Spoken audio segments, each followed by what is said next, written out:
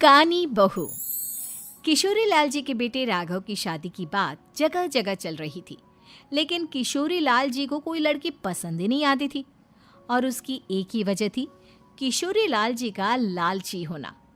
उनको लड़की वालों से मोटा दहेज चाहिए था और इसी चक्कर में एक दिन वो एक बहुत पैसे वाले के घर अपने बेटे का रिश्ता लेकर पहुंचे। उस आदमी का नाम था ओम प्रकाश। देखे किशोरी लाल जी, मेरी एक ही बेटी है और मेरी सारी संपत्ति जायदाद सब कुछ मेरी बेटी नैना का ही है। पापा, नाम से लगता है बहुत खूबसूरत होगी। कितना अच्छा नाम है ना, नैना। ओ, वैसे बात तो सही है आपकी। अब इतना पैसा है, जमीन जायदाद है, इकलौती बेटी, आप भी क्या करेंगे? सब कुछ उसे ही देंगे ना। बिल्कुल ठीक पहचाना आपने।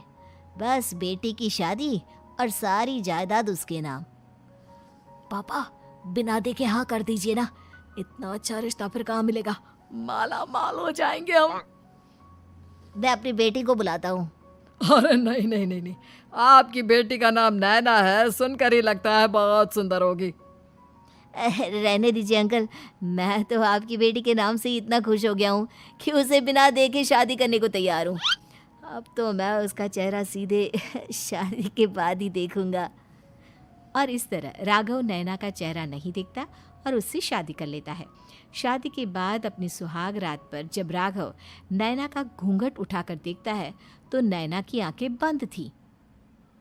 कितनी खूबसूरत हो तुम नैना, जरा अपनी आंखें खोलकर मेरी तरफ देखो तो सही। नहीं, मुझे शर्म आती है। अरे, मैंने तुम्हें शादी से पहले भी नहीं देखा, और अब अगर तुम आंखें खोलकर मुझे देखोगी भी नहीं तो मुझे अच्छा कैसे लगेगा? इससे पहले कि नैना अपनी आंखें खोलकर राघव की तरफ देखती, अचानक से लाइट चली गई और राघव नैना को पूरी तरह से देख भी नहीं पाया। अगली सुबह नैना राघव के लिए नाश्ता बनाकर लेकर आई। अरे ये क्या, आधा पराठा सेका हुआ है और आधा बिल्कुल कच्चा। ये तुमने क्या किया नैना? बहू, तुमने क्या आधा पराठा तवे से नीचे लटका कर रखा था, जो आधा सेका है और आधा कच्चा? मुझे जितना दिखेगा उतना ही तो सीखूंगी ना पापा जी। जहाँ जहाँ मुझे नजर आ रहा था वहाँ मैंने सीख लिया, जहाँ जहाँ नहीं दिखा वहाँ कच्चा रह गया होगा। इसका क्या मतलब है? ये कैसा मजाक कर रही है तुम? अरे बहू, तुमने इतना लंबा घूंघट क्यों लगाया हुआ है? देखो, हमारे घर में बहुओं को बेटी की तरह रखा जाता है, और फिर तुम तो इतना सारा माल लेकर आई हो। देखो, ये घूंघट डाल कर रखने की कोई ज़रूरत नहीं है। हाँ नैना, पापा जी ठीक कह रहे हैं, तुम तो आराम से रहो, अपना ही घर समझो। नैना अचानक से अपना घूंघट उठा लेती है।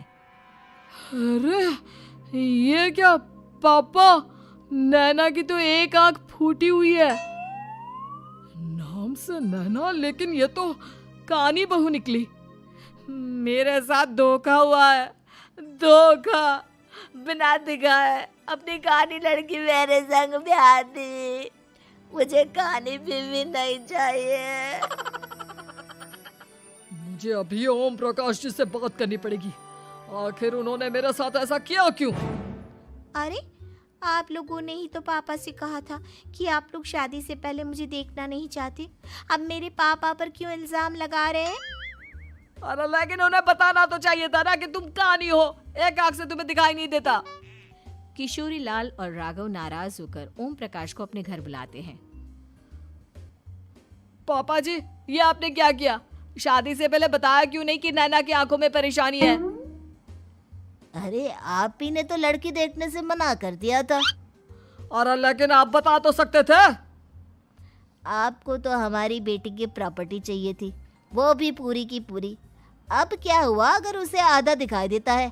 प्रॉपर्टी तो आपको पूरी मिल गई ना। अरे ये क्या बात हुई? मेरी शादी प्रॉपर्टी से नहीं, आपकी बेटी से हुई है। अब ये तो पहले सोचना चाहिए था, तब तो मेरी प्रॉपर्टी देखकर तुम्हारी जुबान लप लप आ रही थी। लेकिन मैं कानी लड़की को अपनी बीवी बनाकर नहीं रख सकता। पापा, कुछ करिए ना आप। हाँ, करता हूँ। देखिए ओम प्रकाश जी, आप हमारे साथ ऐसा नहीं कर सकते।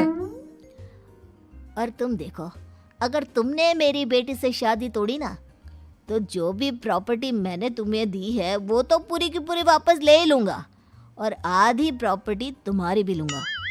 अरे मेरी आधी प्रॉपर्टी भला क्यों लेंगे आप? इसलिए क्योंकि मेरी बेटी को आधा नज़र आता है और उसकी नज़र अभी तक तुम्हारी आधी जायदाद पर ही पड़ी है।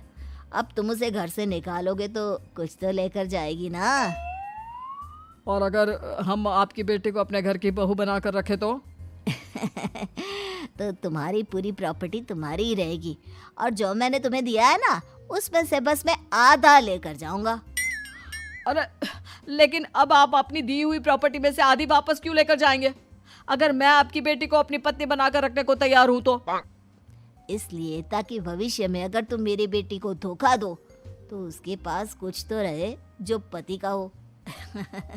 वैसे मेरे पास तो बहुत कुछ है, लेकिन अपने पति की कोई निशानी तो उसके पास होनी चाहिए ना। अब अगर तुमने मेरी बेटी को कहानी कहा तो तुम्हें प्रॉपर्टी भी कहानी ही मिलेगी, पूरी नहीं। जमाए राजा। किशोरी लाल और राघव समझ चुके थे कि वो बुरी तरह फंस चुके हैं और अब उनके पास वहां से निकलने का कोई चारा नहीं है। अब समझ में आया ना, लालच बुरी बला होती है। एक तो तुम्हें प्रॉपर्टी मिली, ऊपर से बीवी मिली, उसमें तुम्हें नखरे भी दिखाने हैं।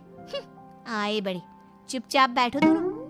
कुछ दिनों के बाद नैना राघव की कार लेकर बाजार घूमने निकलती है और जब कार लेकर वापस आती है, ये क्या? एक तरफ से मेरी गाड़ी पूरी खराब हो चुकी है। लगता है तुमने मेरी गाड़ी को किसी दूसरी गाड़ी के साथ एक्सीडेंट किया है। अरे अरे कितना बड़ा नुकसान कर दिया तुमने बहू। वो क्या है ना पापा जी, मुझे एक आंख से दिखाई नहीं दे रहा था, सामने से गाड़ी आ रही थी। मुझे तो सिर्फ आधा ही दिखाई दिया और वो गाड़ी मेरी कार से रगड़ते हुए निकल गई। अब मैं क्या करूं बताओ? आप इसे ठीक कराने के पैसे कौन देगा? तुम्हारे पापा? तुमने मुझसे इस तरह से बात की? अभी रुको।